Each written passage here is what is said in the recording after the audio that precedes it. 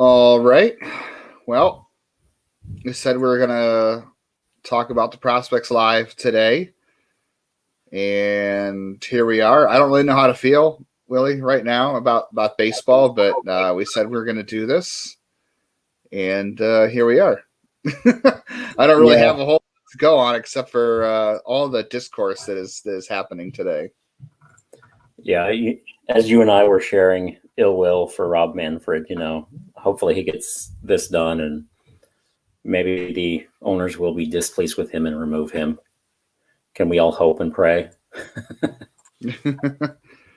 I think I don't know. I'd say he's doing too good of a job for the owners because, that's what his job is to work for them.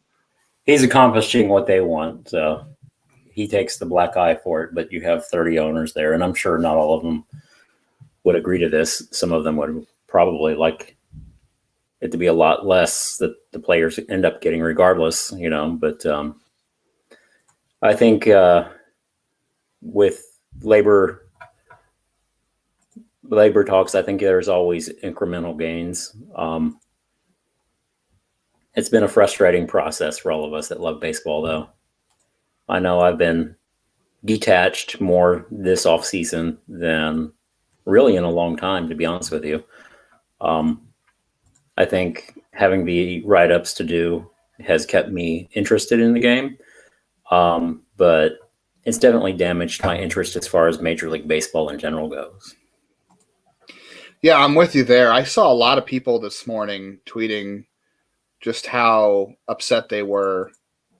They were a lot of sentiment towards Rob Manfred, obviously, but just a lot of people saying they don't even care if opening day gets here. They're hoping that when they get to opening day, they'll feel better about it. But and all these people I follow on Twitter, so I know they're baseball fans. I know they like baseball. So it's like if you're making those fans mad, you're really driving away a lot of really good fans. And there was somebody else who was going back and forth with me on Twitter too, who said he's a diehard and even he doesn't care. And I'm like, well, the moment you start getting diehards upset, you got real trouble. Yeah, I agree with you. And I think you and I are both what I would call, at the very least, diehard fans. When you're getting us irritated, and part of it is just how the players are treated, obviously. That's one of my bones to pick with them. I'm feeling that the players should get a larger piece of the pie. They should. I think it has to come in incremental gains. It's not all going to happen overnight. I think the players have been very aggressive trying to get more, rightfully so, but I don't think the owners ever had any intention of even giving an inkling. I think 43 days would attest to that, where there was no conversation between both sides. Yeah, what a mess that is, just to wait that long. I mean, obviously that was designed for them to take advantage of time and press things up to the limit and make this go down to the wire. I think they thought this was going to make it easier for them to get a good deal because it was going to put the players up against it, and they thought that was the way to break them. But that hasn't worked now, and good for the players. I mean, they're not letting themselves get pushed around, and I don't know if what they're doing is good, but I understand. They're not happy with the last several labor deals not going their way, and this is how they fight their way back. I feel like they're trying to make up too much ground at once, because the last one was a bad deal for them. Like I said, I think it should be incremental gains. You get gains in every area. Start with one thing like base salary. Of course, you want to push in on the other things as well, but you can push in, get your foot in the door, and then pry it further open later on. I'm just curious why they haven't gone for like an escalator clause as far as minimum salaries go. Why not meet or have some sort of clause where they could potentially have maybe the second highest, paid. Interesting how all of that works out, because you have the NFL with 16 games in a season, the NBA with 82, and I don't even know what the NHL plays, but all of them play much less games throughout the year. but they all get paid either near what Major League Baseball players do or near, well, a lot above it, significantly above that. And I'm just curious why they haven't ever tried to institute that, like some sort of clause where they're at the very least the second highest major sport as far as minimum goes, and then, even escalating up from there. I thought it was funny today that there was talk. I think you even sent this in our DM just a little bit ago that there's talk that Major League Baseball might have a deal or might be working on a deal with NBC or Peacock or Amazon to stream midweek games. And I think I saw from Travis Sawchik, friend of the podcast, that the deal was worth $150 million. And I'm like, man, there's just no money coming into baseball. There's just no, they're struggling to find revenue streams. $150 million for a new broadcast stream that doesn't affect the ones they already have. Like, man, they have such a hard time making money, don't they? Yeah. I mean, they're struggling to make it. All of them are on government assistance.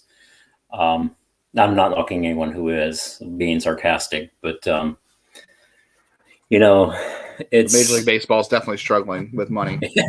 Yeah. Well, after this, I think it's going to take several years to heal, and then even here with Cleveland and the dynamic of the rebrand with the organization, you have some fans who have checked out, never Guardians.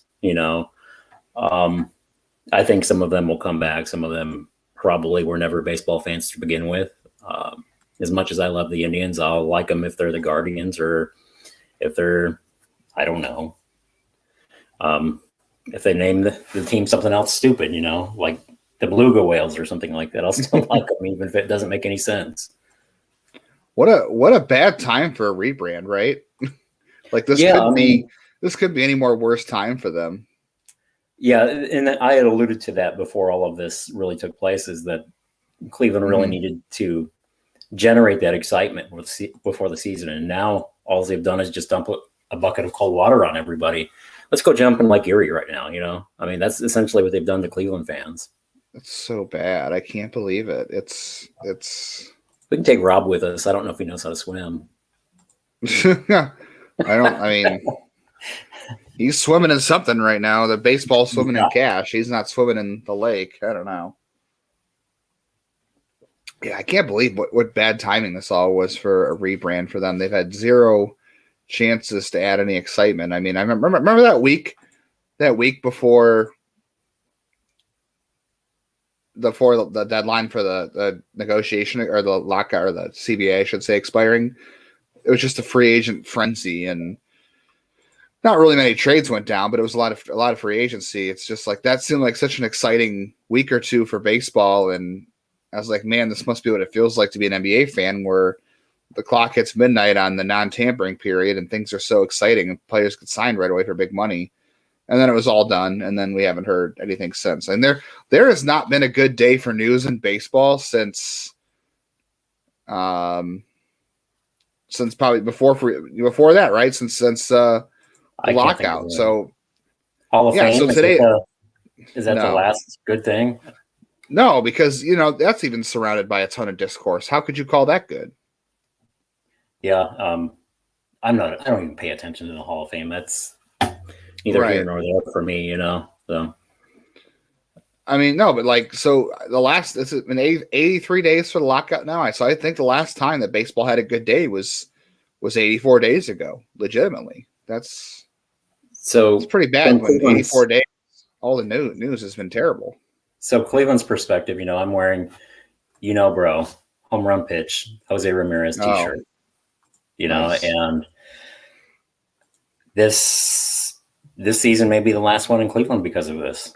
Who knows, but it does, or it will impact it if they lose games. If there's not cash flow coming in, all the more reason that he could end up outside of Cleveland. I've told fans I think it was 50-50 already. Maybe I'm being overly optimistic. Who knows with David Blitzer and Josh Harris coming on board eventually. We haven't heard anything else about that. That was exciting news for Cleveland fans for a moment, and then it seems like all hope has been dashed at this point. Yeah, I mean, I have a little bit of faith that something will get done. I mean, it's so weird though. We haven't heard any news about, haven't heard any news about the ownership thing like since that came up. I don't know, like that's a procedural thing that goes on behind the scenes. I don't think they need to have the lockout done to approve a new owner.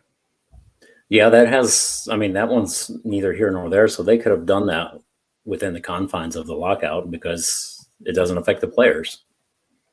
Yeah, I'm not really sure. We're going to get Pat on here now. I'm not really sure why that's the case. What's up, Pat? How you guys doing? Oh, we're just enjoying another wonderful day for Major League Baseball. Yeah, it is. It's beautiful. We still are going to talk prospects, and we've just kind of been sitting here bitching. So that's about where we're at right now. We're just saying about it's very strange that there was all that talk of a new owner for the Guardians and a new minority owner, and that just went away when the lockout happened. And we were trying to think that I don't think the lockout needs to end for them to have that approved, but that whole news has essentially disappeared, which is strange. Maybe it's because it doesn't want to be associated with something doesn't want to be associated with the Titanic, right? Is that what it is? I have no clue what that. Maybe I'm too young. I don't know. David Blitzer's like, I am not ready to jump on the ship yet. You guys don't have any lifeboats. You don't have any life jackets. You're just rearranging chairs right now. I'm not getting on. I mean, the good thing about it is that it's good to see a lot of casual fans wake up and really see what's going on with the game. Yeah, I certainly think the conversation has changed a little bit, which is good, but having social media has helped them for sure. But at the same time, as I feel like all three of us are a pro player, how willing are we to tolerate, everything that's going on now for the players to get what they deserve, honestly? That's kind of what I ask myself all the time when I think about what's going on. And, it sucks, but at the same time, I want to see labor win that, and no matter what the cost is. So, I mean, especially for something that's arbitrary as baseball. Yeah. At the end of the day, it's entertainment. Baseball. Yeah. I mean, and I saw Heyman tweeting that he never wants to see scab players again. I don't care who goes out there and plays. Like I said, I can still throw knuckleballs. I mean, yeah, there's that too, but I mean, so yeah, there's that flip side of it as well. So I hit 0 home runs in the home run derby for Joe Hayden's charity softball game, 10 years ago now, 8 years ago now.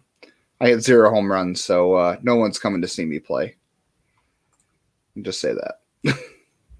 I couldn't even hit a home run in a softball home run derby. Too much pressure. No one's going to watch me play. Do you think we've complained enough about baseball? Should we just talk about the rankings? And I don't know. I need some more teas with my wine. All right. I mean, feel free to rant. This is what we're here for, and nobody has really joined us yet, so we'll see if anybody catches on because we're just going to record this for a podcast later. But whatever works. If you need to rant, go for it, man. No, I'm good. I think I've cried over it enough. I've come to the realization nothing I can do about it except for be frustrated with Manfred and owners. And, like I said, it's a process. I want to see the players get more of the pie like they should. I think it's going to be an incremental process, but it's a process. Maybe they should go with an agreement year to year. Yeah, I echo Willie. So it's definitely going to take 3 or 4 CBAs to kind of reverse and get to where they deserve to be, honestly.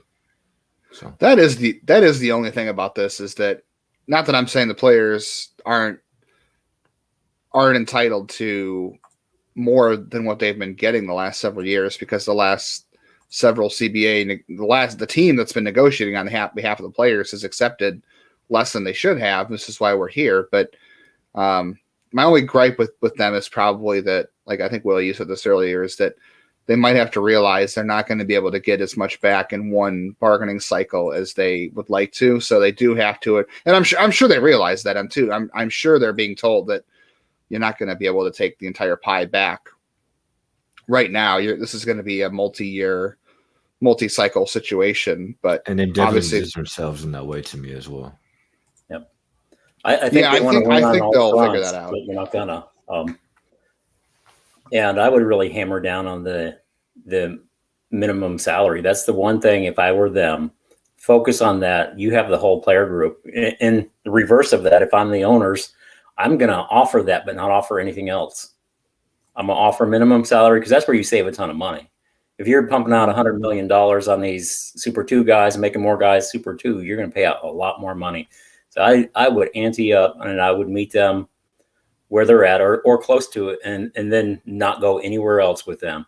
You divide the players if you're the owners that way, because you have most of Major League Baseball, which is the minimum salary players, and you get them on your side. Essentially, you're moving them over and you're giving them what they want. It's a win for the players, but you're not giving out all the money that you should be shaking or raking out to them. Yeah, that's the thing that frustrates me too about the discourse is that, like, the other day I was talking about how people were complaining about Max Scherzer driving a Porsche and how they don't really care and they don't they make too much money. Right, I don't care about that. I mean, obviously, Max Scherzer is one of the best. He's the 1% in terms of baseball talent. Like, of course, he's going to get paid because he is in the 1% of the entire population who's able to do what he can do. But that's not the point. My point was that, like you just mentioned, you talk about the minimum salary. This is not something that the players have ever thought about before. Like, the last several cycles, they have not given a crap about minimum player salary. The last cycle, it was like John Lester and a bunch of other guys who were arguing about, we need more days off in the schedule. We need more chefs in the clubhouse. Like, they were really prioritizing players from years that were going from arbitration forward on the last few CBA negotiations, and they kind of stated like this year that they're focused on players here that they're kind of reverse that and make up for that damage that they caused with that. Yeah, well, it's a bunch of new players who are negotiating too. You've got a lot of the guys who have been part of the bargaining cycle are now retired, so you have a bunch of new guys, which is good. But that's the thing is that this is kind of the first time they're fighting for that. And I shared your John Kenzie Noel article the other day, and someone was like, "Oh, they don't really care. If they care, they would just accept whatever." And I was like, "No, like they this is the first time they're legitimately." Like, you can actually say they are fighting for players that are not millionaires, like Max Scherzer and Francisco Lindor. Whatever you think about Francisco Lindor, they are bargaining right now for guys like John Kenzie Noel, for guys like I'm trying to think of who on Cleveland is in the situation right now. I don't know, Miles Straw. Well, yeah, I'm just saying, like, even rookies okay, Oscar Mercado. I don't know. I'm trying to think of a good example, but those are the Miller. Yeah, something like that. For those guys, we paid a little bit better, but yeah, especially guys like Noel. Eventually, that's the guys they're kind of fighting for, and like I said, this is the first time that's really happening. So Max Scherzer knows he's got his money. He doesn't give a crap about his contract. Yeah, he's paid like crazy, but it's not like he's out there saying, "Well, I need to pay less taxes," or I need this. Like, he's already got his money. So what is he out there fighting for? He's out there fighting for other guys, yes, to get paid like him, but he's also fighting for other guys like the youngest players in the sport to get paid better. I mean, I think someone else brought it up. I didn't want to spend this much time on it, but somebody else brought it up the other day that I think Major League Baseball players, for the players that are league minimum, is the lowest out of all four sports. I think, like, hockey players and NBA players, they get paid more. Was that right? You guys ever seen that? I think MLB was third. Above what, hockey? I think the hockey players make less. Okay, so NBA and NFL players all make more. I don't even think of the NHL, to be honest with you, when I think of the major sports. I like hockey, but I mean, yeah, there's the NBA, the NFL, and Major League Baseball to me. That's the three. I agree with Willie. Yeah, well, baseball is careening towards being in the conversation with hockey if they're not careful. Absolutely. I was thinking that earlier. I looked up two articles today. One was the next NBA broadcast deal was worth like $8 billion, and the next baseball national TV deal was worth like $500 million. So I'm like, wow. So you've got one sport that's getting paid $8 billion, and the other sport's getting $500 million or $500 million. Sorry, like that's a huge gap. Like $500 million to $1 billion is a big gap, but NBA's got $8 billion on their contract. That just tells you how far behind baseball is in terms of like what cable outlets think of it. Oh, gee, it'll probably be like $200 billion. I mean, shoot, they have what was it? Supposedly Amazon offered Sean McVay $100 million to be a broadcaster. They must just be printing money over there. It's crazy. Yeah, it's crazy. And you know what? Apple's trying to buy the rights for baseball to broadcast baseball digitally.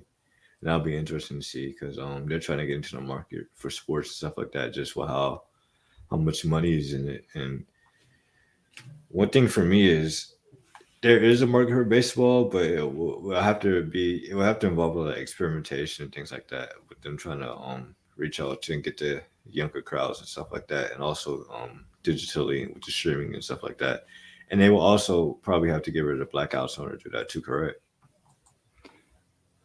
Yeah, I don't know how that's going to work. But we were talking about that before. Before you came on, we were talking about how was it Peacock or Amazon were talking about getting into the game, into the broadcast market for that, and it was like $150 million contract. We were just saying, yeah, I know Apple wouldn't toss around that much money for MLB's rights. Yeah, we were just saying, man, baseball's having such a hard time generating revenue with a brand new $150 million broadcast contract. It's so hard to come across money in baseball, right? Sure. Let's see. Today we'll get to the prospect stuff. We're finally 20 minutes in, and I guess that's what we said we're going to come here to do. That's normal for you and I. We ramble first and then get into the stuff. Let's talk about the weather. Yeah, let's talk about the weather for a little bit. Let's see. Today we're up to 35. So we're at 35 on the rankings out of 61 this year. I joked last year that I forgot what we ranked last year. I think we ranked 71 players last year, and I think who was it? Jordan Humphreys got picked up on waivers by the Giants the day before his profile was supposed to run, and he was gone before we could run his profile. I kind of thought this year would be the same thing, that we would run these and we'd have some guys traded before we could run their profiles, and obviously the lockout okay. These things end like the first week of March. The last week of March, I should say. I have a feeling baseball's lockout won't be solved by then, so we might run these before it happens. Come on, Justin, at least give us some false hope, man. I've given up all hope. I just have. I'm just gonna have all hope. I don't see what the point is. I'm not gonna get myself hopped up for anything at this point. If it happens, then great. If it doesn't, then I'm already prepared for the worst. Is there anybody you guys want to start with that are in like the bottom tier? I guess we can talk about 60 through 35 at this point. We can talk about the rest, but is there anywhere you want to start? I know, Willie, you wrote up Nick Enright, who was in the bottom half of the rankings early on. He was one that kind of stuck out to me as far as the lower half of rankings, and I know Keith Law mentioned him as kind of a extra player in his rankings for the Athletic. Is there you want to talk about him real quick, or anybody else you can think about from that group? Yeah, that surprised me. I'm pulling it up on my phone right now as we speak, but I was surprised to see him get that national recognition. I'm just thinking middle reliever, somebody that can help the team this year. He's already 25, and I don't think he's going to strike people out like he did, but I think he will be an effective arm on the major league level. Somebody that can help this year. And that's an area of need for the team, is a bullpen arm or two. I don't think they really worry whenever spring training happens, if he were to win a job, assuming he has a major league invite, nothing holding him back from going to minor league spring training. So he should be ready right away. But interesting arm, I've mentioned that over the top delivery, fastball delivery, delivers it high, and then that curveball that can get guys out. And he had a really high strikeout rate at Lake County, but he's an older guy, so he should dominate younger competition, and still did well in Akron. Stuff is there, control is there. Like I said, I just think he's somebody that contribute right away. Maybe midseason, I think he could contribute earlier than that. Nothing to brag about, or he's not going to be a great arm or anything like that. Just somebody who's going to be useful, in my opinion.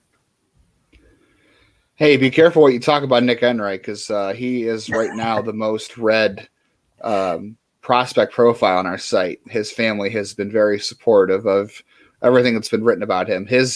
The top 10 relievers in the system article, and then his prospect profile are the most read pieces of those two so far. So he's got a lot of support behind him.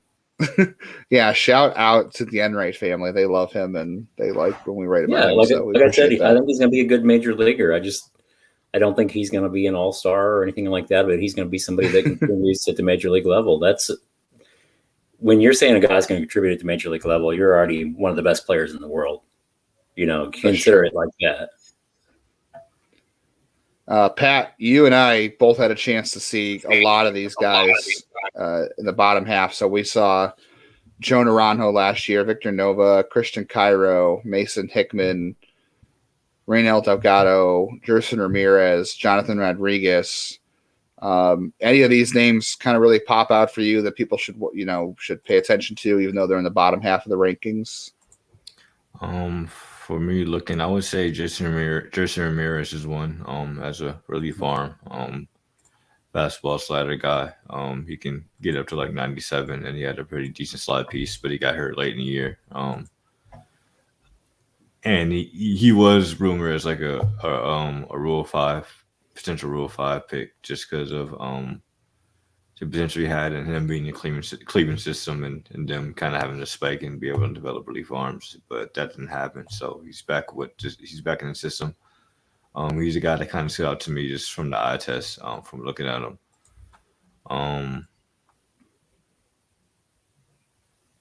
That's really the only name for me, the only individual from this group. Yeah, I'm still kind of curious about Victor Nova. Like, I think he can hit a little bit. He's got a good approach at the plate. I have real doubts about his defensive ability. I don't remember being overly impressed with him defensively at third base. Yeah, he's average at the positions he can play, and he can play a little bit of everywhere. Christian Cairo's approach was pretty interesting when he was up with the team late in the year. Although it was a small sample size, he still got on base, and he showed he can run the bases pretty well too. I liked him. He had a lot of good things to say in interviews last year. He was a very interesting guy to talk to, just about his mindset, and obviously coming from major league bloodlines. His dad playing in the majors for the Yankees. But so I thought he was a really good interview, but no shock there.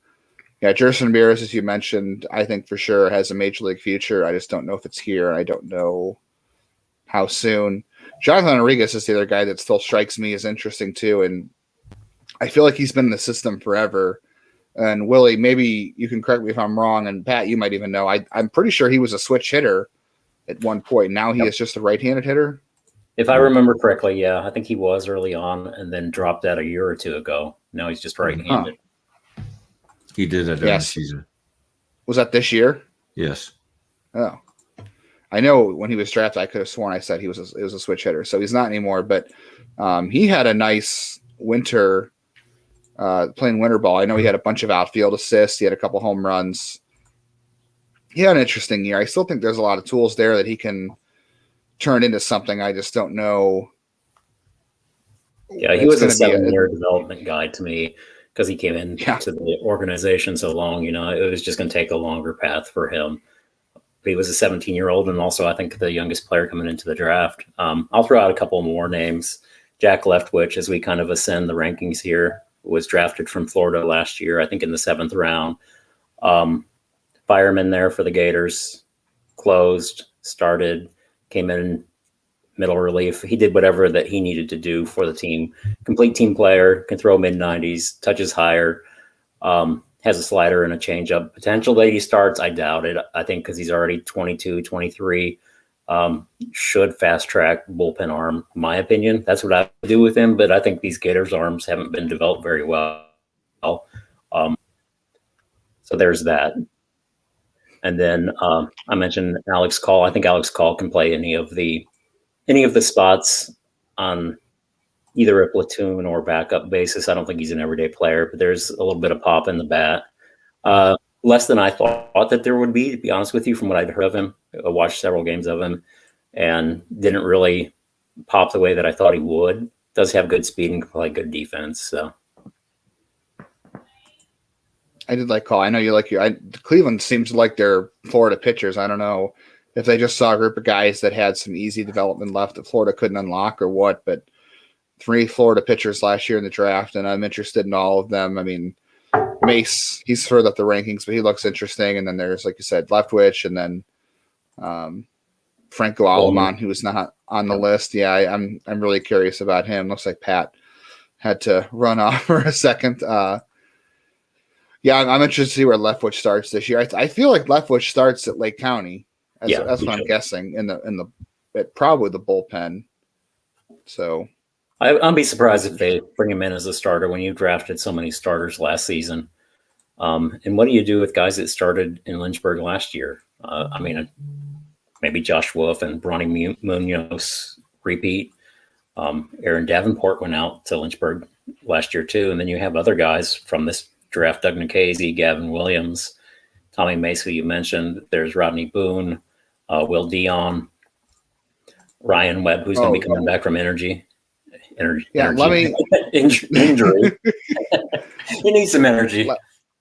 Let me pull up the depth charts. I've been working on the depth charts for the website in the last couple of days, and Tanner Bibby, who I didn't mention, but a guy that I think is possibly a fifth starter. 3-4 pitches, if I remember correctly, low 90s, but a guy that can command and control, something that Cleveland has liked for years. Trenton Denholm is another one of those guys who went later, but very same model, very same mold. Actually, Denholm had round 2 conversation in 2020, but decided to bet on himself, and things didn't pan out, and he just wasn't as sharp. Maybe they get a couple of these guys to rebound, even a guy that I think you and I talked about a little bit the other day, David Sharp. Some very interesting arms and a ton of them from last season. I forgot about Davis Sharp a little bit. Yeah, I forgot. I haven't put him on my list yet, but man, like, you could make the case for 6 or 7 starters for each level. Like said, there's Lenny Torres Jr. I think he goes to Lake County, but I could see him maybe getting a few more starts at Lynchburg just because it wasn't the best year for him results wise, and some of the stuff wasn't quite back yet. But you've got him, Bibby, Wolf, Dion, Trenton Denholm, Rodney Boone. I mean, just all these guys that are just so far backed up. Like, I don't even know. And then you talk about Carlos Vargas and Ethan Hankins coming back from Tommy John. They probably started Lake County because they missed 2 developmental years each. And Gavin Williams is probably going to start at Lake County, though he's ready for Akron. But this is just so backed up that, like, it's funny if you look at what the rosters would look like without the 40-man players if they can't play in Akron and Columbus, because I don't think anybody in Lake County will be on the 40, would be down there. But well, I guess that's not true. I guess Carlos Vargas would, but he's kind of a special case. But if you take away those guys, even then, there are just an endless list of pitchers. Like, here's what I have for Lake County right now. I have Williams, Hankins, Nikhazy, Davenport, Leftwich. You've got Alaska Avney, Zach Hart, Arias Bautista, Cade Smith.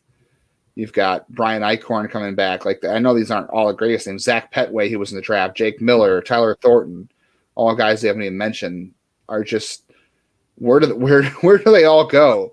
Like, even with no 40-man players, Lake County and Lynchburg, there's no room for all these arms. I have no idea what they're going to do I think that's where you can bite the bullet and you acquire a few major league pieces and chip in pitching. What do teams want?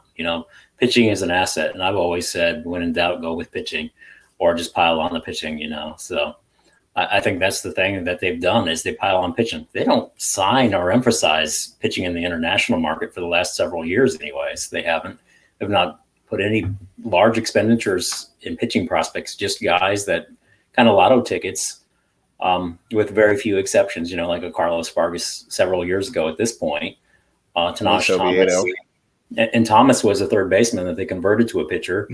And what did they do with him? They traded him away. So I think you can trade some of this pitching depth. If it's not as far as an add-on, then you can put together a package of even some of the upper tier arms and maybe get an outfielder or get something that will help the team right now. They have to be allowed to do that first. If we think about the possibility of the season starting without the players in the 40.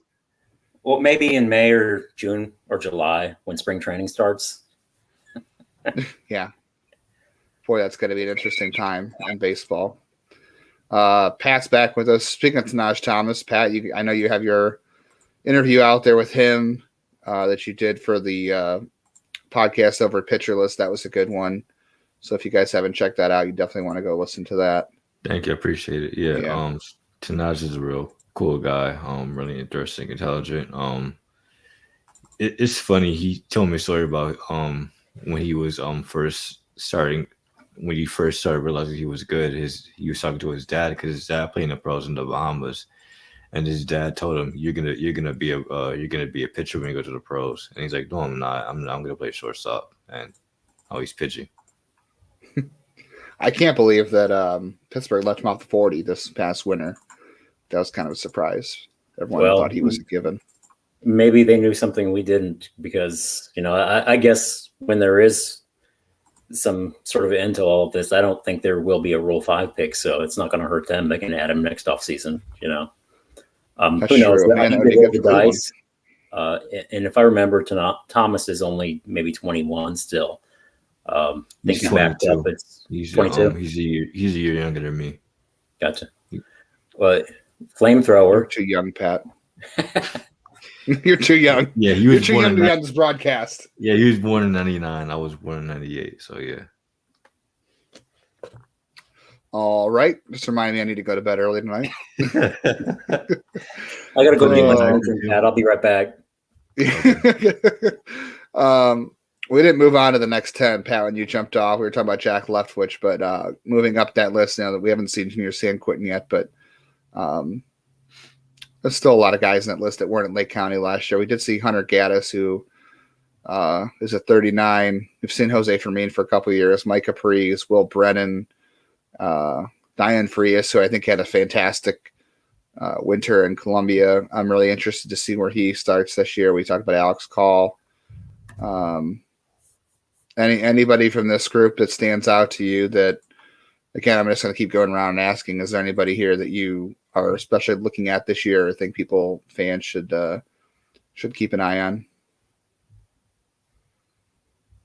Talking to me?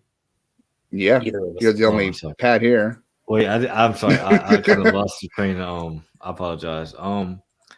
As far as guys, girl in this group that stands out, I think Jose for me is the obvious name just because of what he brings to the table and what he's done so far as a on-base, high contact guy that plays defense and is a shortstop and just lacks power. And I think he's going to wind up somewhere else, in my opinion, just because of all the guys ahead of him. I think it just winds up that way.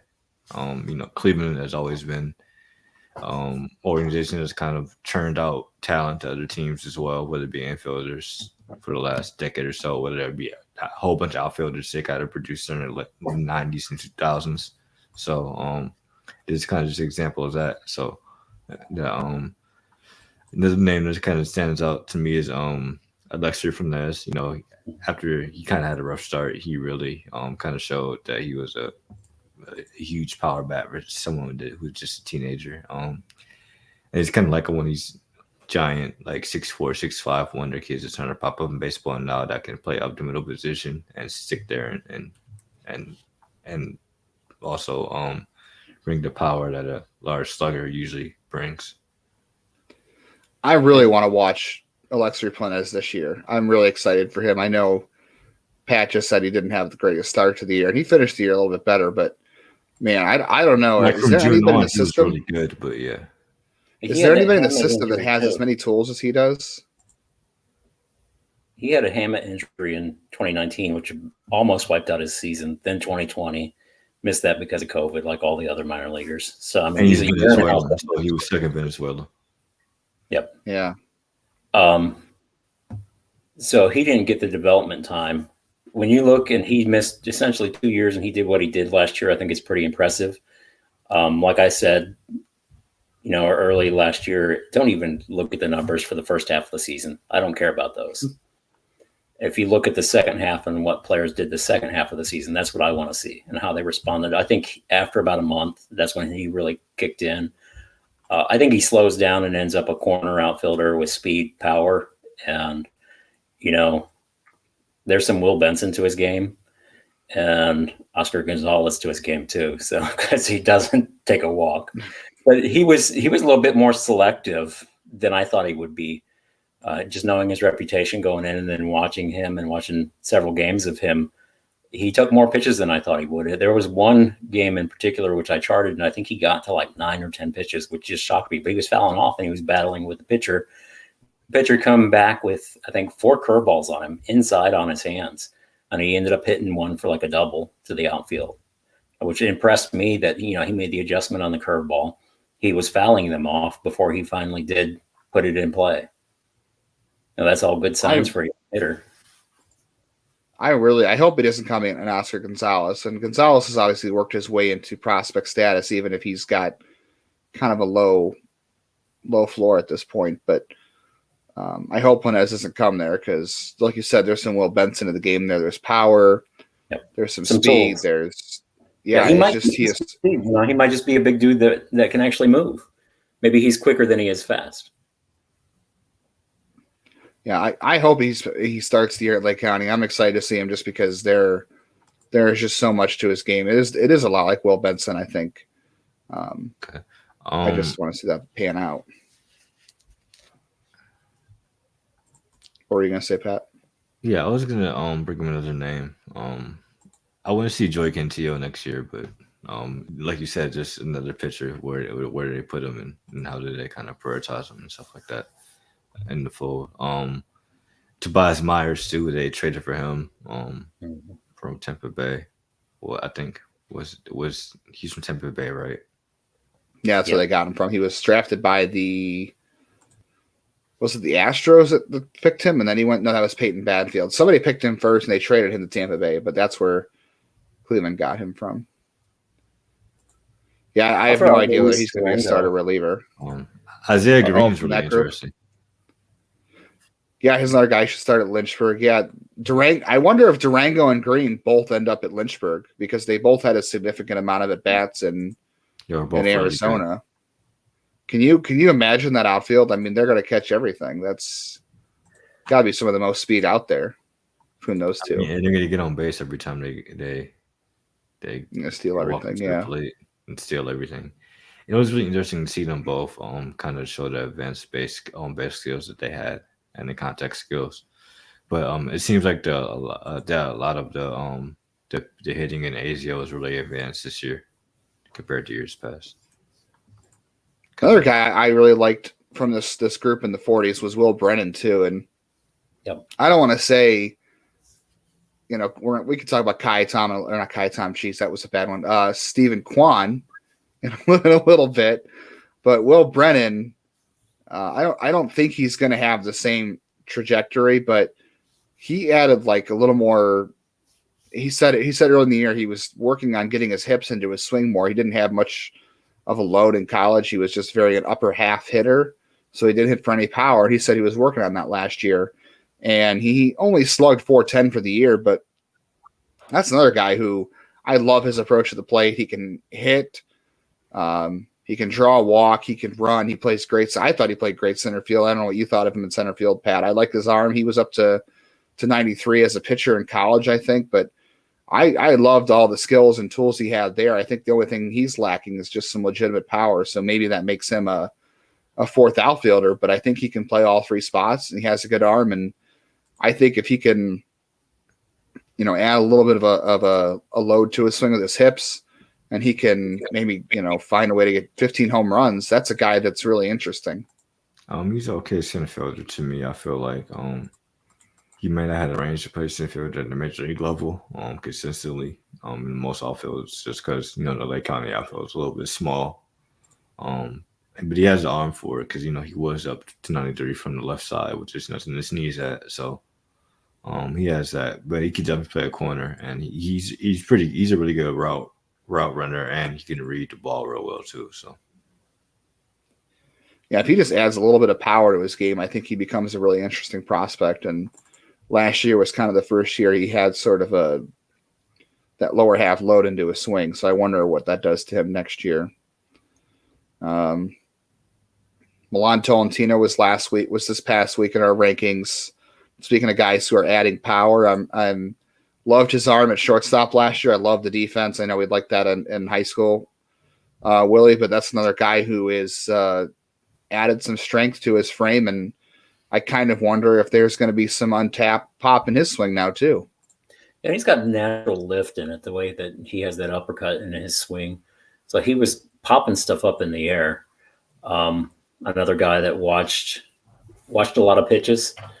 I charted several games on him, watching him, and that was the one thing. It seemed like every at bat he was 6 pitches, 7 pitches, which I think is really good for such a young hitter, especially against older competition. And he did well against older competition, something I like to look at. If you look at the numbers in Litchburg, it wasn't very impressive. But if you could see him with maybe 10 more pounds of weight and strength on his frame, something that's going to the outfield and ends up past an infielder or in front of an outfielder and falls for a single or a double, So that extra strength matters. He's added some and was a singles hitter before, but I think there's more to him. I think he could get in better shape, and that's not a slight saying that. I just mean adding some more bulk to the upper half, and even in his thighs, that'll add power. But I think there's probably another 5 or 10 more pounds that he can add to the frame and still stick it short. So we'll see. Very young hitter that played on the famous circuit, if you will. Excellent defender. I've seen videos of him on YouTube just picking it, playing with the ball out there in the infield and throwing it behind his back to other infielders and stuff like that. He's going to make spectacular plays and make the spectacular look easy at times. Strong arm, I think potential plus defender or better at some point. I didn't put that on him yet because he's not a finished product and we don't know where he ends up positionally. Maybe he slides over to second base, but he can handle short, he can handle second, he can handle third right now. Yeah, I'm excited to see him. I think he'll start in Lake County next year playing shortstop, but they've got some other guys too that they're going to have to rotate in, which I'll be curious about. Pat, I know you wrote up Will Benson as your first prospect report. We could talk about him, but I kind of wonder if there's just not much.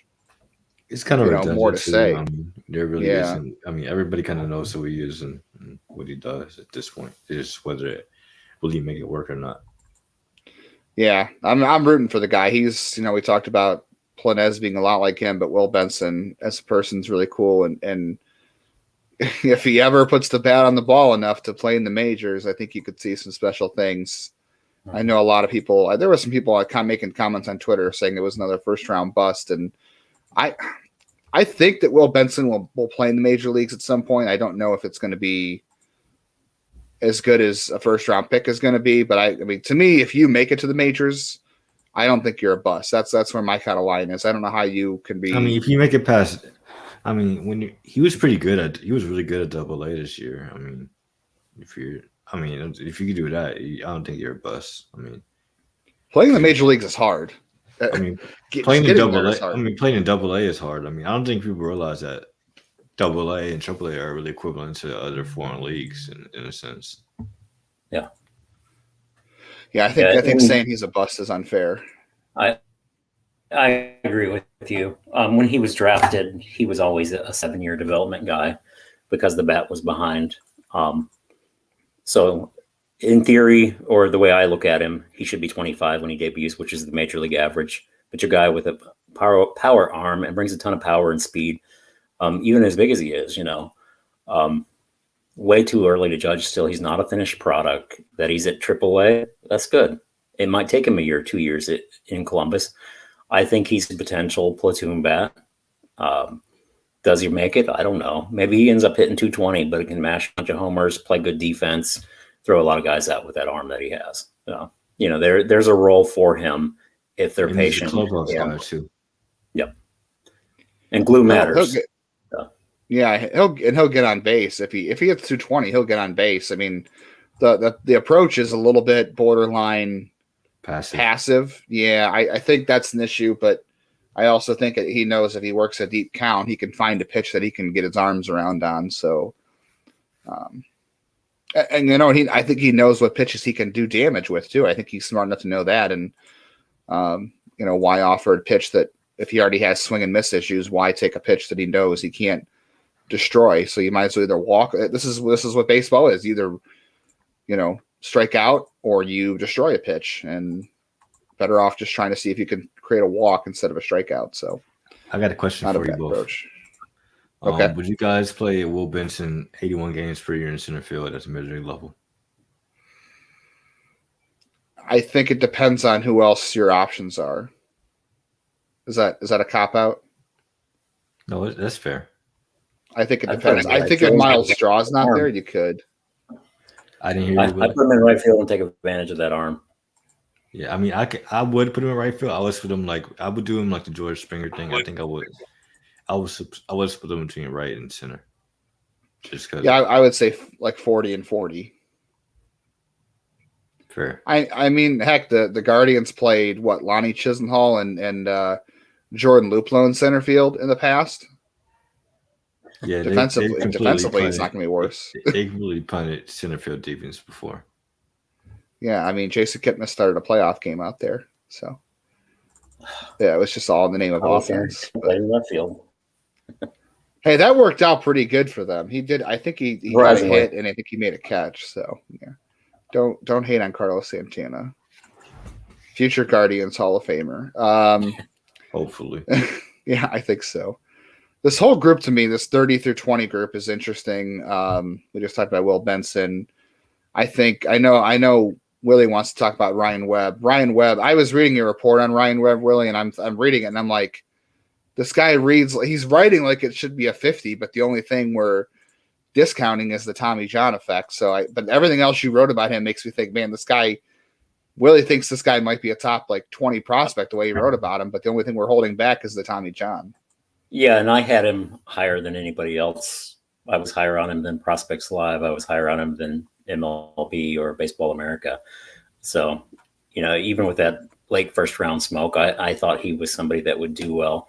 I put a lazy comp on him and said, I think he could be something similar to Logan T. Allen. Different pitchers, obviously, but I think that's what you're looking at in terms of he can bring it and he'll bring control. I think the control will improve, but he shortened the arm circle. And, I think 4 pitches, left-handed, and he gets good spin on the stuff too. I think there's a lot of upside, a lot to play with for Cleveland with him, and they don't have to push it. They can take their time, let him bounce back. I think his floor is a very solid setup man. But I think he's possibly a number 3 starter if he bounces back, or if he doesn't come all the way back, maybe he's a back end, arm. Yeah, I would say that the two guys in this group right here, this grouping of the 30s, Ryan Webb and Aaron Bracho, I think both those guys have potential to move up this time next year. I think they could both move way up, and we discounted Webb a little bit because of Tommy John, but I know Bracho didn't have a great year at Lake County, but I don't know. He got a huge signing bonus. Clearly, Cleveland believes in him, and he was one of the the most sought after players on the international market that year. I mean, he came in with this group with Noel, with Valera, with Rocchio, and he got more money than all of them. And I know money's not everything, but obviously they thought he was good. From my memory, Bracho was He was playing in pro tournaments as early as like 12, 13 years old for Venezuela's national team. So he was really scouted a lot, like are up there with Gabriel Arias and those guys in those realms in Venezuela. But he actually got the most money out of everybody in that class for Cleveland, even more than Valera did. And he was thought of more highly than Valera. He was ranked higher than Valera was by Baseball America, even Baseball America. He was coming out. I think he was like third. No, I'm thinking at MLB.com, but yeah, he was ranked. He was in like the top 10, I think, for the international class. And to see him struggle like he did was really bad, because I didn't really see any flashes in the games that I saw him. So, and it was interesting that even on base skills didn't really translate either. Like we thought they would have. Yeah, and he spent all of 2020 at the alternate training site. He actually was able to be there. So I'm not really sure. I know it's not the same, but we had guys like Brian Rocchio who spent all of 2020 in Venezuela during the pandemic, and Bracha was able to actually be with the team at the alternate training site. Is that where he was? He was in the Dominican Republic, and I think that's how he got there. But I know he had like residency or something in the DR. That's how he avoided going back to Venezuela, I think. Okay. I know he was just stuck, unable to get to the U.S. to train. So he was not part of the alternate training site, but Bracho was, and look which one of those two had the better. Yeah, I was talking about Bracho, who was in DR. Oh, okay. Okay. Rocchio was in Venezuela. Yeah, okay, yeah. I think that's how Bracho got to the alternate site. Oh, he didn't actually go back home. I think he said the academy. That would make more sense. Bracho got stuck in the Dominican Republic and ended up staying there. The entire year. And Rocchio went back home and was going to come back and got stuck in Venezuela. Right, because I remember reading that they were both actually in the Dominican Republic when it first happened, when everything got shut down, because they were getting ready to come stateside, I think. I know they were reaching out to some internet personalities, asking around to see if they could find some of the players, because they weren't sure of some of their whereabouts at one point in time. That's crazy. That's just wow. That's just wild. I still have a lot of hope for him, though. I think that there's still enough talent in there. I know, Pat, we didn't see it much this year in Lake County. Like you said, a lot of pop-ups and a lot of strikeouts. That makes for a low batting average. I don't know what happened with him. A 24% infield fly ball rate. So that's really high.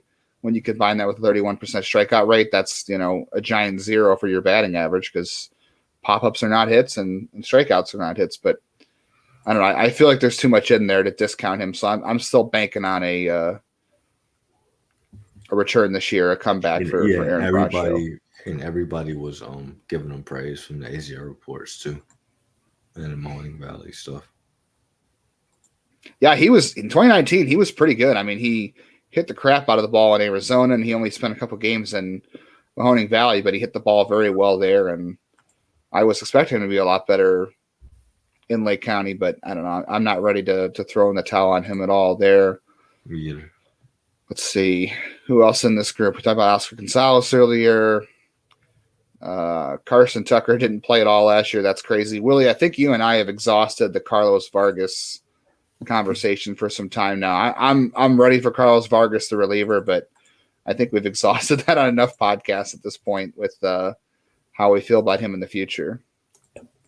Elite slider. There's more to him than being just stuck in the bullpen. Potential for a starter there. I think the changeup is potentially even average. Good frame, can add some more strength to it. Doesn't look like he really has. He has shortened his arm circle too. I think velocity will probably stay. What I saw him, I don't recall seeing him below 95. And I watched him, I think, 5 times when he was with Mahoning Valley. I don't remember ever seeing him hit below 95 when I saw him. I went back and watched some video of him back in December, I think it was. I did see 94, 95, and a lot of 97s. And word was he hit 100. I wonder out of the pen if he'd hit 100. But I don't want to wear everyone out with Carlos Vargas conversation either, though. So we've done it a couple times on different podcasts. Guy that we really have liked a lot. There's Tommy Mason in this group. Ethan Hankins come back from Tommy John.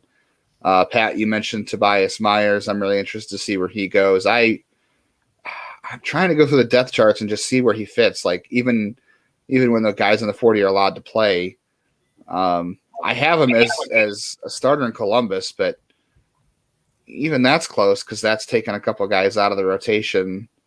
If I put him there, I mean the rotation in Columbus, could look like Eli Morgan, Cody Morris, Connor Pilkington, Peyton Battenfield, Logan T. Allen.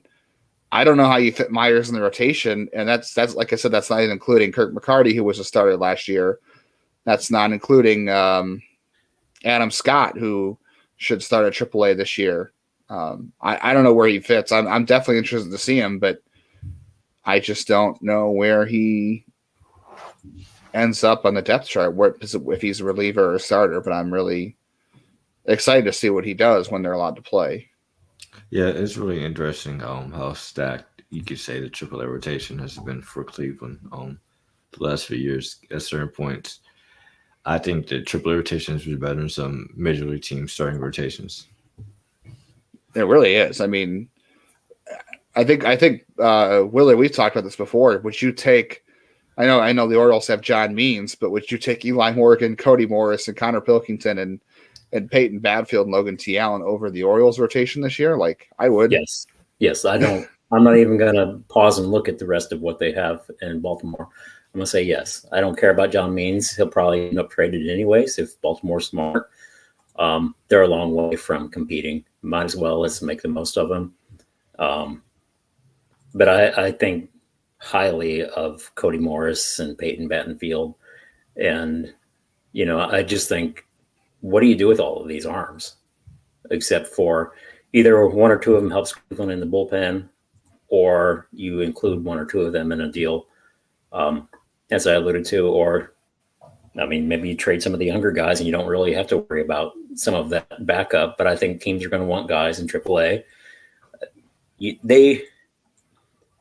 They capitalized on their own depth in a way, trading Junior Caminero and bringing in Tobias Myers, which I thought it's crazy that they went out after all the conversation we had about all of the talent that they needed to roster, and they go and acquire a player that needs to be rostered, and he's a starting pitcher. They've always been about adding depth, though, So, I look at it like that. It's like sometimes they're so smart that I'm like, did they outsmart themselves on this one? Or is this maybe precluding something else happening later on? Yeah, they traded from a position of depth, and they added to a position. Instead of trading for an outfielder, they went out and traded for another pitcher.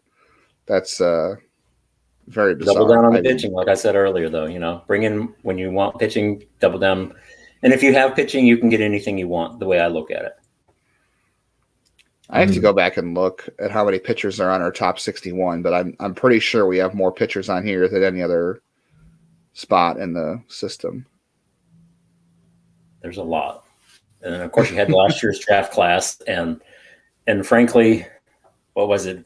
14, 15 players that they signed in the international free agent period. January the 15th. There's at least 25. Yeah. But they all haven't been announced yet. Oh yeah, that's true.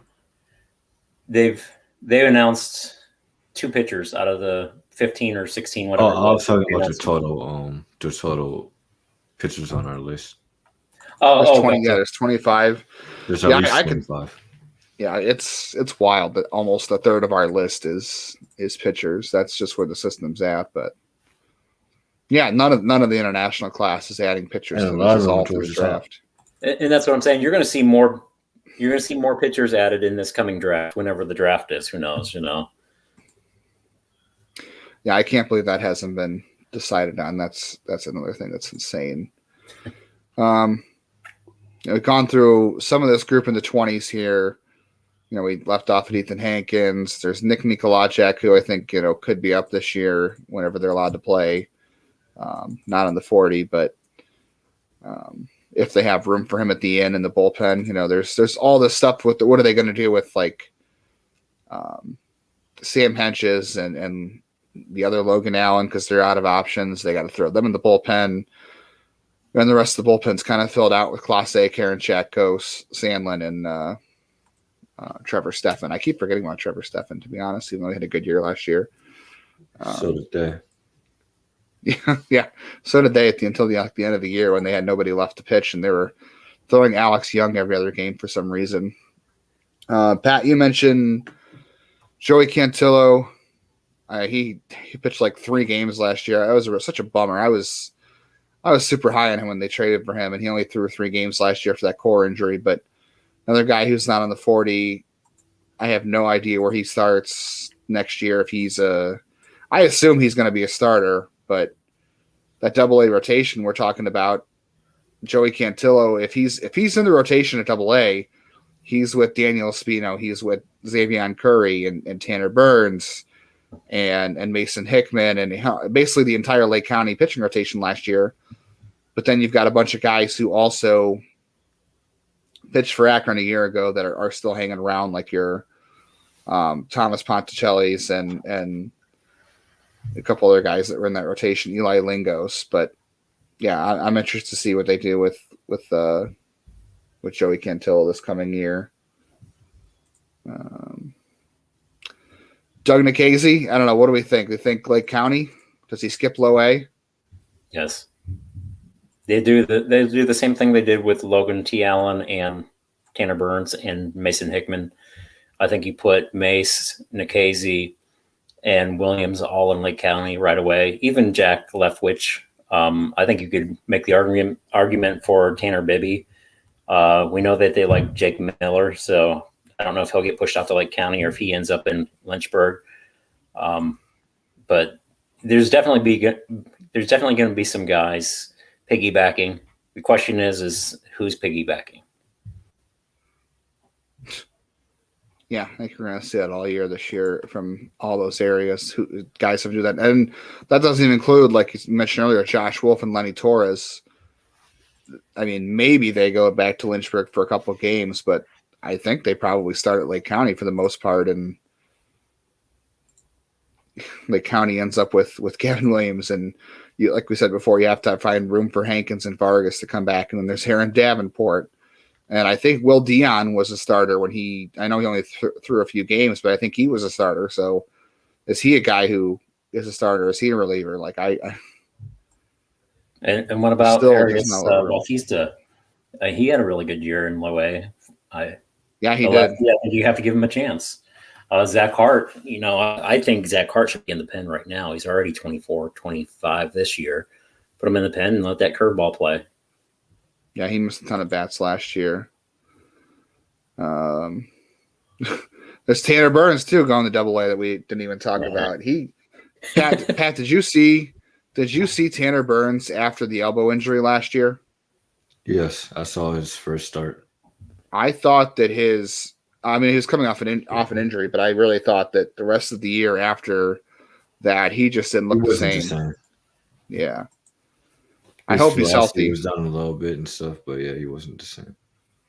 Yeah, the stuff was not crisp. The velocity was down, and it just seemed like every count he was every at bat was like a 7 or 8 pitch at bat. He just had no ability to put guys away early in at bat. So I hope that was just a rust thing. Yeah, me too. Can I skip Petey Halpin, Willie, at 19, or do we have to dedicate a whole minute to him? No, we can do a whole podcast later. Okay. Next month in April, we'll do it when the season's about to kick off. We'll do a whole hour on Petey Halpin for the Petey Halpin cult fans of the podcast for whatever reason. Xavier Curry, a guy who was not even in our rankings last winter / spring, is now 18 in our rankings this year. Got to Double-A last year, pitched in the playoffs with the Rubber Ducks, had a couple good starts, and is kind of recognized. I mean, he's gotten so far up the list and up people's radar that he is on fantasy baseball's radar now, like as a sleeper. That's how far he's come from not pitching since his college days in 2018 or 2019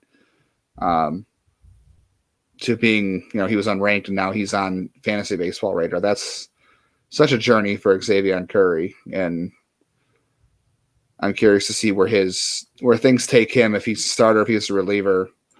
Obviously, the floor is a little bit lower if he's a reliever, but firmly, I think this year in the Akron rotation. I think he is what he is. I think he's kind of a polished product. I don't mean that in a bad way. I think there's potential for a fifth starter for a team or even a very good bullpen arm, but I still think he can start and be a fifth starter, get a good 150 innings out of him. And that's, a heck of a return on a guy that, you rolled the dice on in the 7th round that I think was coming in from a shoulder injury, if I remember right. Yeah, I think that was what it was. Yeah, it was. And he didn't really start pitching full time until he got to college. So yeah, he's I don't know, he's still, like you say, he's kind of a polished product, but he's also, like Pat just said, he wasn't a pitcher full time in college, doesn't have a lot of pro experience pitching. So I feel like until he got to college. Yeah. Like he started pitching full time until he got, like he said, he didn't really. He said he's really just now starting to look himself as a pitcher. Like this was from my interview I did with him. I just noticed from that conversation. Yeah, so I think there's still some ceiling there with him. Definitely. I don't think you get any more velocity or anything out of him though. But I think for sure. But just the nuances of pitching and stuff like that. Yeah. I saw someone. It was somebody who does a lot of fantasy analysis, and I think they do it. It's a lot of data and numbers based. And pitching metrics, but somebody said he has a bad fastball and that his fastball is kind of weak, like Eli Morgan's. No, that's very wrong. So that's pretty much the highlight of his profile is his fastball. Yeah, I feel like the curveball is a little bit better. It might be his money pitch, but I don't think it's a bad fastball. Like I think compare it to Eli Morgan is just so wrong because Eli Morgan's fastball is his is weak. He has some spin on it, but Curry's the way his arm slot is and the release, because it pairs so well with the curveball and because he also has a little bit of carry too, and it also actually could touch 94, 95. I just remember that from just from the tidbits we get from our guy up there. But. Yeah, so I saw that. I was like, he touches 94 on a pretty consistent basis. Yeah, I didn't see 95 from him last year, but I'm not surprised either, though. So get a little adrenaline. I just thought that analysis was way off. Yeah, I agree. I've never seen anything below 92 on it. At worst, his fastball is average. Yeah, I would say average is about right. I mean, if he tops out at 94, 95, that's about average velocity wise, but it's because, like you said, he has to carry because of the spin and it works so well up in the zone and he's able to time it with the curveball. I think that plays it up a little bit, which is why I think it works really well. And he goes on the strikes too. Yep. Yeah, it's a guy with a lot of command. Really strong suit last year is getting the strikes, and a lot of people were willing to offer on that fastball up that they couldn't catch up to. Yeah, they couldn't get on top of it. And I think Shane Bieber's proven too. Any time you have a guy who, even if it's just one pitch, if you have a guy who can command a pitch like 70 or 60 grade, that makes the pitch that much better. Because they exploit that so much more. Mm-hmm. Okay, we're gonna skip. We said we'll skip Petey Halpin. Brian Lavastida at 16, another guy who's on the 40 who, isn't getting reps right now, which is unfortunate. I think there were some questions when the list came out, and I know we've talked about this before, but we have Lavastida at 16, we have Bo Naylor at 9, and obviously Lavastida had the better of the year of the two, and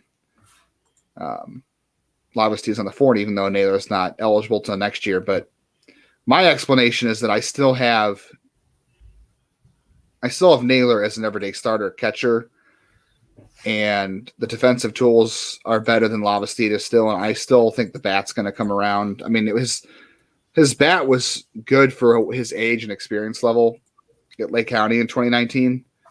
I think people looked at the overall line and were kind of underwhelmed. But when you consider that he was 19 years old and didn't have a really good first half, another one of those guys who you just look at the second half, things are much better. But I know things were disastrous for him in 2021, but I think the bat will rebound, and I think the defensive tools are still superior to Lavastida. So that's why I think he fits better as a top 10 prospect, even though Lavastida had the better year. Do you guys have anything different as an explanation for that? Can I go? Go for it. So for me, with Bo Naylor, I feel like you got to kind of start with the fact that he's been on like an extreme fast track for a high school catcher, like extreme, like 99th percentile, like to the point where he may be like the most fast track high school catcher ever. Like no hyperbole, just kind of when you really look at it. He started on a rookie ball, then they just skipped him straight to full season A ball at the age of 19, which is crazy. And then he was at the alternate site, and then he bounces back and you put him in Double A, which is crazy. You have him skip another level at the age of 21 for a catcher who missed a year of development. On top of that, in a unique situation. On top of also kind of being a bit of a convert as well, because Bo Naylor also played multiple positions before he was a pro, as well as Lavastida did. Well, Lavastida was a shortstop, but yeah. So I think they're really kind of trusting in his defense and also maybe operating with the logic that they can let him cook in the minors for a couple more years. I think him and Lavastida, because they were really aggressive with both of them. Both of them this year too. I mean, they've been aggressive with them throughout their careers in a way that they haven't been with other players. And it's interesting because they both share traits of with athleticism and stuff that you really don't see from catchers typically. That you're trying to see with catchers now, not just in our system, but throughout the minors. Yeah, they're both catching converts. They were both infielders before getting to the pros. At least Lavastida only played catcher for a few games in college, but they have never hesitated. You're right. They have never hesitated with Naylor. I mean, there was no doubt about them sending him to Lake County in 2019. They were sure he could handle it because of the circuits he played on in high school, and then the same thing last year. So they seem pretty sure he can handle himself. And I know the numbers weren't there, but they obviously have a lot of confidence in him to handle himself at those levels. And honestly, you could have done worse in a regular year. I mean, yeah, if you want to, I mean, power-wise, things were okay. They were okay. He walked a lot. That's about where things at. Another guy too, I can't explain is the pop-ups went up. He went to 21% infield fly balls. That's and 50%, 52% fly ball rate. So it just seems like he was trying to elevate everything. So I wonder if they try to even him back out a little bit, if he was trying to hit the ball in the air a little bit too much. Willie, do you see any reason why we would have Lavastida over Naylor? And it's such a big gap. Looking at it now, it's a big gap for how different of a year they had, but I don't see any reason why Naylor still shouldn't be ahead of Lavastida. No, I felt coming into the draft when Naylor was drafted, he was a top 15 guy because of the bat. Looking at him playing in Double A, and he's 21 years old, league average is 23. Let's wait a year and say something about him. I mean, that's go ahead, Pat. I was going to say, just for catchers, you could probably add a year or two onto that as well. Yep. And a conversion guy at that, so he should be in theory 24, 25 before he makes it to the major leagues. That's not the timeline he's looking at. He's looking at what, 23 maybe? 23. So I think he's ahead of where he is, and he's an excellent defender. I remember watching him blocking a lot of balls for Nick Enright, and Enright's curveball is nasty at times, and he can lose command. As good as his control is, he can still lose command, and that sucker bouncing in the ball or bouncing right in front of him and him blocking it. Saw one, I think it was a late innings game, and he blocked a pitch deep in the dirt, and I was like, man, that's a big league level blocker back there. Just seeing him gun down a runner at second base too. I came away really impressed, and I wasn't even watching Naylor. I was watching the pitcher that was on the mound. I think it was Enright. Nice. Yeah, 10 pass balls last year. I don't know if he had. I think there's still some defensive development for him to go, but like you said, had to catch a lot of tough pitchers. But he threw out 30% of runners last year in AA.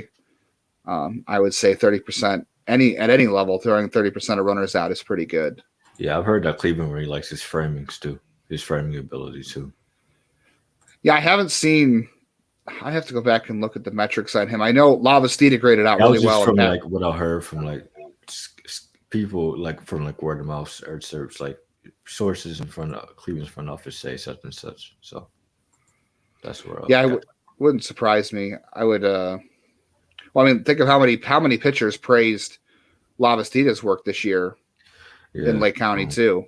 Yeah, Lavastida got a lot of praise for his defense, and one thing that surprised me about Lavastida was how athletic he was, especially from a base running standpoint and his ability to steal bases. That was really interesting to me. I would say I think I would get him a 50 run. Yeah, I could see that. I think Naylor and Lavastida both have what you would call average speed for maybe above average speed for a catcher.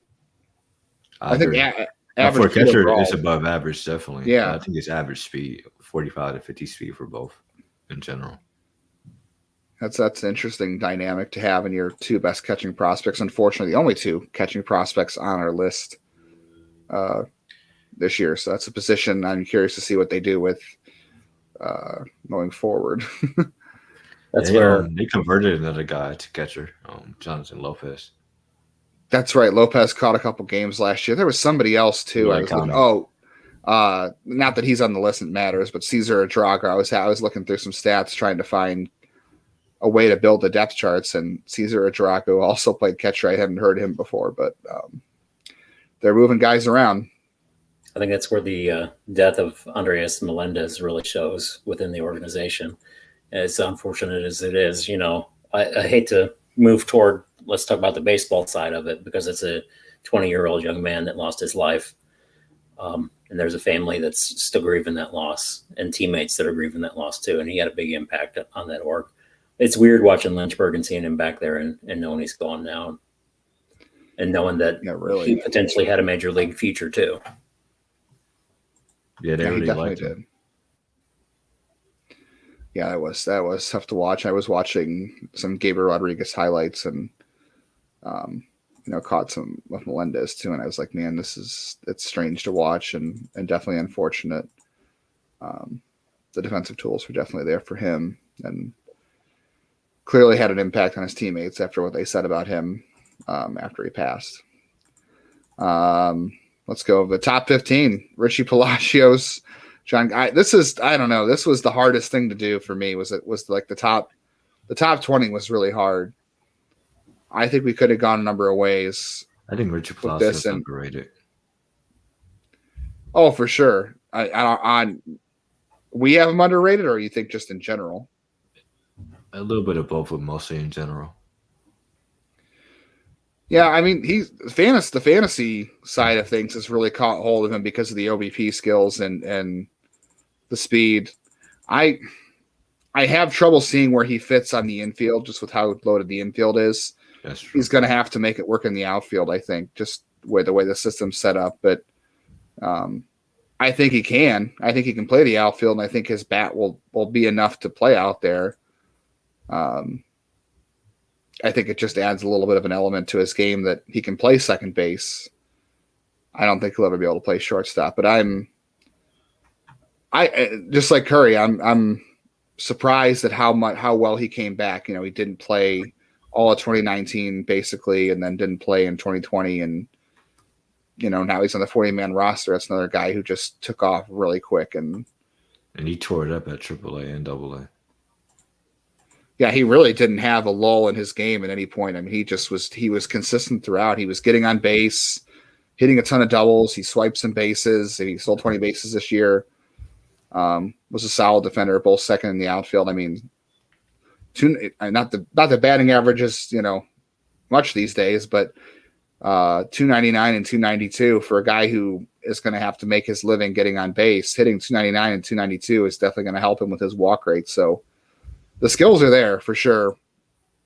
It's going to be interesting to see his battle with if outfield is where he has to go. He's going to have to battle Steven Kwan, which is going to be tough for him because Steven Kwan has obviously come a long way too. And I think the knock on him is you're not going to see the power from the outfield position, but he's going to be an OB guy.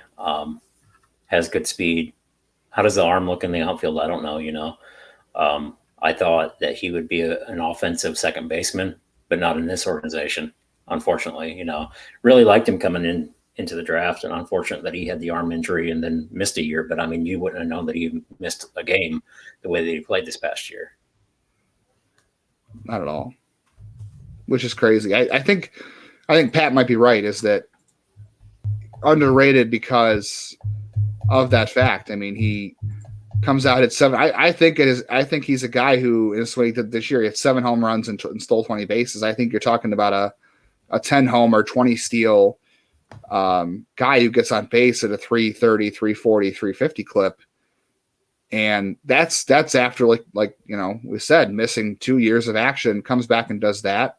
Does that mean there's more in the tank, that now that he's got a year of reps back, that he's able to do more? I think Pat's right. Maybe he's a little bit underrated, because the numbers are what they are. But when you take into account that he missed that time, now I kind of wonder, is there more there? And I always try to weigh in age for level and projection into my rankings, and each of us do things a little bit differently. Sometimes we see some players more and we like them more because we've seen them more. We're more familiar with them. So him having lost a year to injury and then losing 2020, you get hot names, so to speak, like a Jose Tena, a guy who's got a lot of hype behind him, who jumps him in the rankings, and a Young Noel, who both performed at lower levels than he did. So maybe Pat's right in that, you can make the case that Palacios should be at least a couple of notches ahead. It's to be determined. It's how you want to weigh some of these guys. We'll be looking at projection and what we think they can become, and positional value too. If you're looking at a second baseman and a left fielder, and he's not got elite power like Cantillo Noel does, or a Jose Tena, who is a shortstop and can stick at shortstop and provide excellent defense at shortstop, it just becomes a matter of positional value and all of that too. That gets weighed in for me anyways. So I don't think it's anything against Richie. I think it's a testament to the depth of the organization that we're talking about a Brian Lavastida at 15, 16, and a Richie Palacios at 14 or 15. That's a good thing for this organization, that these guys are here in our rankings right now. It's because there's a lot of talent within the org, not a slight towards the guys being lower down in the rankings. That's sure hard to balance, for sure. I think you're right. Tina at shortstop is why he moves up, because he can stay there. Positional value matters. I wonder if Palacios is one of those guys that, like you said, I'm not sure you can look at age to level just because of the time missed. And I think it's a wash for him. He should, I guess, in theory, be where he was. But when you miss 2 years, I say that he could be 2 years behind, but he didn't still be that good at all. So yeah. It tells you the work that he's put in. He's put in time in the cage. He's also put in time watching video and stuff like that. He's done the work that he deserves this opportunity right now. That's why he's on the radar, so to speak. I think it's an interesting hit too, that, there was some questions in the draft that did he beat up on inferior competition at a place like Towson? The numbers were so good there that was he good enough to play at the next level? And clearly he was. So I think that's a good find for Cleveland, that they were able to see what he did there and not think that he was just beating up on inferior competition. Yeah. That was always tough to judge. It's kind of like Micah Priest. He played it against lower level competition, but I think the guy can hit. He may be an average bat at the end of the day, but I still think the guy can hit. But he faced lesser competition. That's because other people missed the talent that was in front of them, or they just didn't get the opportunity to be seen by the scouts that should have been there, but now they're getting opportunities, and Palacios for good reason. We did have one question in the chat from loyal subscriber and listener Mark Leffel. Wanted to know if he had any chance that Curry would start in Columbus if the season starts without any of the 40-man players. The depth chart I have for Columbus that doesn't have any 40-man players on it, I think he could. Right now I have Battenfield and Allen and Kirk McCarty and Adam Scott, and I have Tanner Tully. I don't know if they're going to be willing to push him up that far right away, but I mean, I would certainly consider it over a guy like Tanner Tully. Nothing against him, but obviously I don't think he really has a big league future. So you could make the argument they should do it, but if they are still being careful about his development, which I don't know if they need to be, but and Curry didn't get 2 games in Akron. Curry didn't get to Akron to just the very end of the season.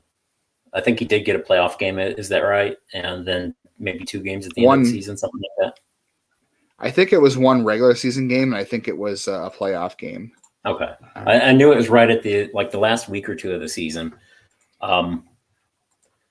but because of that, I think he gets at least 4 or 5 games back in Akron, and then you'll see if there's injuries, if there's trades. I think that's when you'll see some guys shuffle around. You'll see maybe a Gavin Williams move up quickly, a Doug Nikhazy, Tommy Mace. All those guys should move quickly. I think all of those guys end up in Double-A at the end of the year. I mean, you could definitely argue that he would be a better fit to push his development versus putting Tanner Tully in the rotation if there's no 40-man guys being allowed to use in April, which, geez, if we get to April and the lockout's still dragging on, I might lose my hair. But not naturally, because you've been pulling it out. You won't be like me and just shave it off. It'll be gray at the very least, because I can't keep talking about this, man. I could see why they would. I could see why you'd want him to be there, but I kind of wonder if they'll just hang on to the depth and start Tanner Tully and push him back to Akron, because not that they need the depth, right? But it does take a lot of pitchers to get through a full baseball season, so you never know. Yeah, and you want to reward guys who've been faithful to the org too, and keep them around. Yeah, Tanner Tully has been an org soldier for sure, especially last year with all the pitchers that moved up and down from Double-A and Triple-A. He traveled I-71 or I-77 quite a bit last year, if I remember right. All right, top couple. Let's try to wrap this up, Willie, because I know you and I got stuff to do, and looks like Pat had to depart, and we're over an hour and a half here. I don't know. We could talk another hour about the top 10 and the top 12, but we can't. But Cody Morris. I think we hit on Battenfield, Morris, Quan, Naylor. I think everybody knows how we feel about Logan T. Allen and Gavin Williams, even. Yeah, for sure.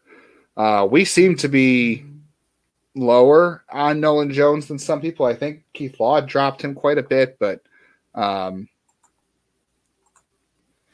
think somebody dropped him. 100. Did Baseball America drop him out of the top 100? I can't remember. Yes, they did. I disagree with that, because he had a slow start, but I mean he was good after the first month of the season. Like I've said several times on here, I believe he hit 269. Kind of a guy he is what he is. He's doing what he's going to do. He's going to do that at the major league level. I think that's almost an everyday player, or a most days player. I think you can play him every day because he puts up good at bats and will take walks, even if he isn't going to get a hit against a left-hander. He'll still put up good at bats and probably get on base via a walk. Something that he likes to do is take walks. He's passive at the plate. We all know that. Hasn't changed much, but there's a lot of power there, and he could change a game with his power. So, I don't know about ranking wise, but I still feel good saying that he's a 50, because I think he's an average. I'm worried about the platoon split thing still, but I still think you could say he's an average regular, because like you said, he does take a walk and the power's there, even if he doesn't get to all of it. But to me, he's kind of like a left-handed Carlos Santana. I think he's going to get on base at a high rate. He's going to hit 20 to 25 home runs. there's a lot of value in that. Obviously, that doesn't make him a star, but to me, that's an average regular, right? If you can get on base at a 340, 350 clip and you get 20, 25 home runs, I think that's a pretty good baseline for an average major leaguer. Yeah, and I wouldn't feel bad about putting him out there against an elite lefty. Maybe throw him out there against Chris Sale.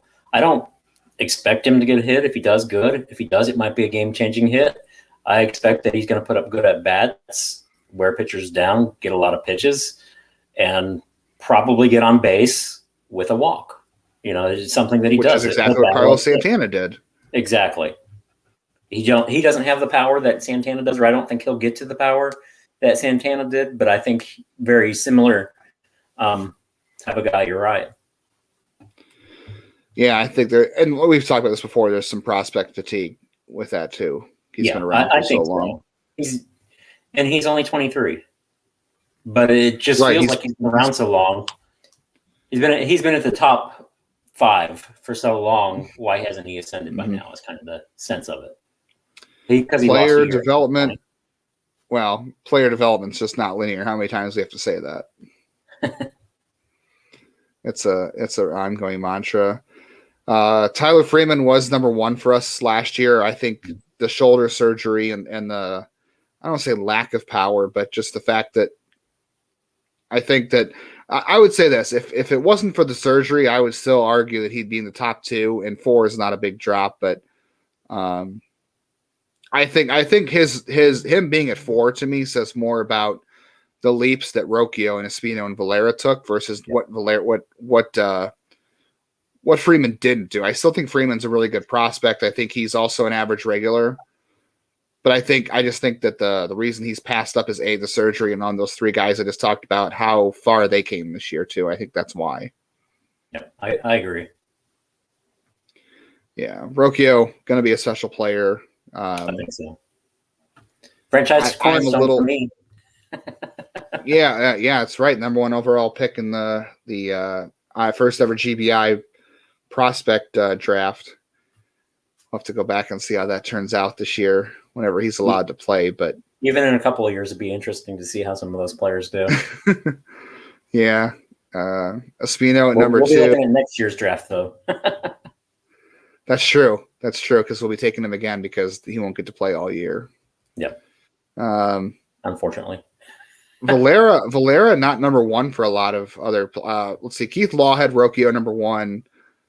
I think Rocchio was the top Guardians prospect on Fangraphs top 100. Although I will say for Zips, how about this? For Zips, George Valera was ranked number 5. So somebody agrees that he is the top prospect in the system. I can't believe he was 103 for Fangraphs and Zips had him at 5. That's such a big difference. I understand why, but man, that's crazy to see. But and that shows why he's number 1 for us, because the offensive potential with him. There's also the fear of injury again, because he has had a couple of injuries. Then there's the big arm Daniel Espino. Yeah, Double A is going to be a fun test for him. I don't know what happens if the season starts and there's no 40-man players to play against, because that obviously takes away some competition for him to face. But he blew away low A hitter or high A hitters last year. I know he had some command issues with the fastball that allowed him to get smacked around a little bit, but I think Keith Law's report was interesting. He said that the concern for Espino is that, or maybe it was Fangraphs. I can't remember which one it was now. I've read so many, it's all blending together. But the fastball projects as elite because of the velocity and movement. He just needs to command it better. But they wonder if there's enough secondaries. The slider is obviously elite, but they wonder, is the curveball too loopy? Is the changeup too firm? Does he have a third pitch? And I think at high A you can get away with 2+ pitches when you throw 99 to 100, right? I think Double A is where he's going to see a real challenge. He's going to need that third pitch this year, right? That's what he's got to do to figure out his future. And again, look, he's going to be 21 at Double A, 2 years younger than league average, which says a ton about talent. I've I've said I don't care if he strikes out 12 guys and walks 4.5. He's going to be a guy that carries a strikeout rate above 12, I think, and logs 200 innings when he does get to the big leagues. That's at least a middle of the rotation starter for me, even if he's walking 4.5 per 9. He'll wash it out by striking guys out. The way I look at him.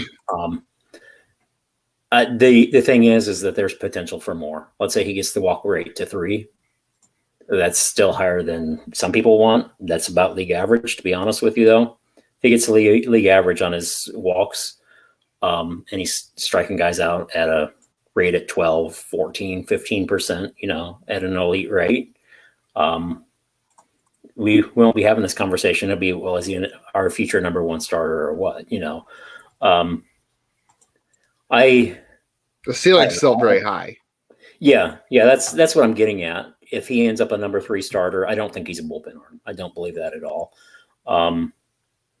And what is a number 1 starter for a lot of teams? A number 1 starter for a lot of teams might be a guy that's blowing away 12 guys per 9 and walking 3 batters or even more than that, but they're getting by with it because they can blow away a lot of guys. Kind of washing it out that direction is, they walk a guy or 2, and then they strike out 2 or 3 an inning. They come back and knock them out, striking them out. So I think he's going to end up translating well. I think it's going to take a little bit of time. I thought he may rocket through the system and they just let him play and see what he does. But they've taken their time with him and tried to develop him as a starting pitcher, and with the amount of depth that they have, there's no rush on him.